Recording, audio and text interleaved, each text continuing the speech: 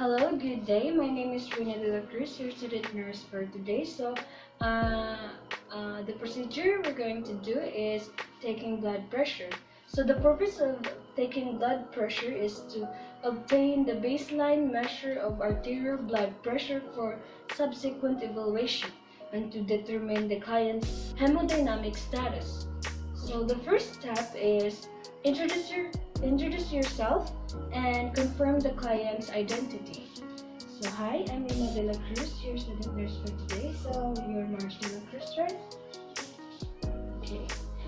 So the next is explain what are you doing and why is it necessary to provide information and to foster cooperation and understanding.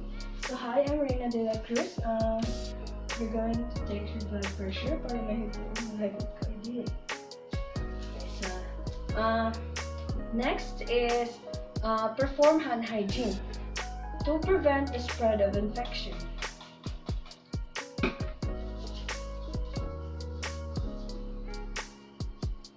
Next is provide the patient privacy to maintain the client's privacy and safety.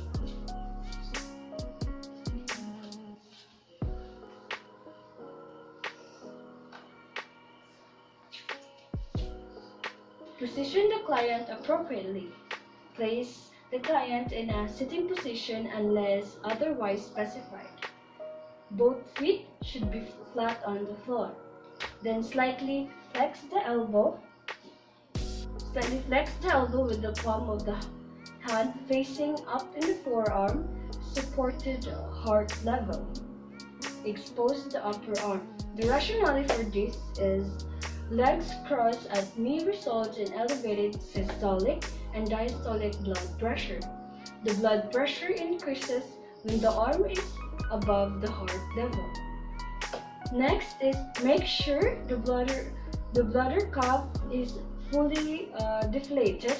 Pump valve moves empty. The bladder inside the cuff must be directly over the artery to compress and the reading is accurate.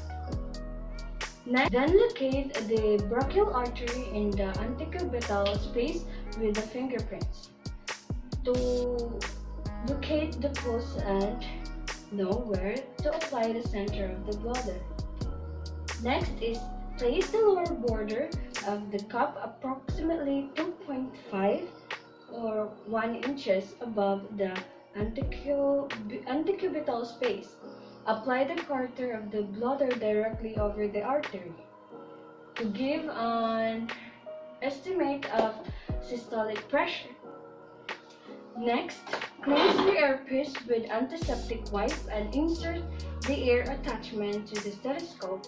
Tilt slightly forward, ensuring the diaphragm hangs freely. The rationale for this is to prevent the spread of microorganisms. Next, place the bell side of the amplifier of the stethoscope over the brachial pulse side. The rationale for this is sounds are heard more clearly when the ear attachment follows the direction of the ear canal. Next, with the dominant hand, turn the valve clockwise and close to close.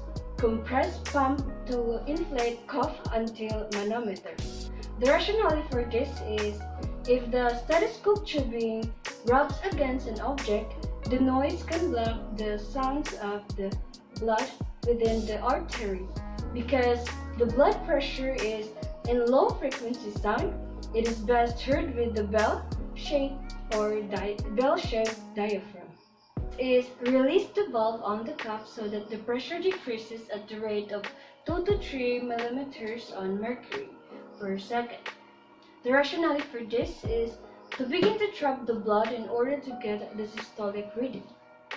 Next is, as the pressure falls down, identify the manometer reading at the Kirchhoff phases. Kirchhoff phases occurs reading at 1, 4, and 5. There are no clinical significances in phases 2 and 3. The rationale for this, if the rate is faster or slower, an error in measurement may occur. Next is deflate the cuff rapidly and completely to avoid blood arterial occlusion resulting in numbness and tingling sensation of the client's arm. Next is remove the cuff or wait for 2 minutes before taking a second reading. The rationale for this is to allow the blood trapped in the veins to be released, otherwise false high systolic reading will occur. Next is inform the client of reading. For the rationale for this is for the client to have knowledge about his or her blood pressure and to determine if it's in a normal range or she is in hypertension. So we're gonna perform.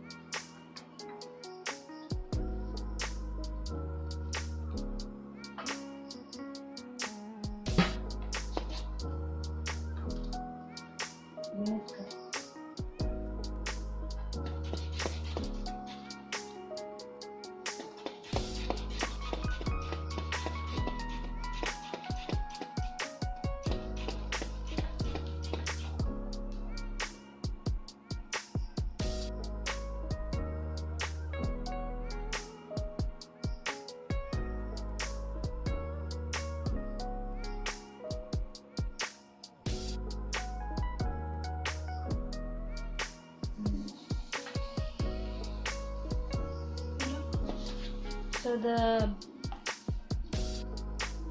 patient's blood pressure is 110 over 80.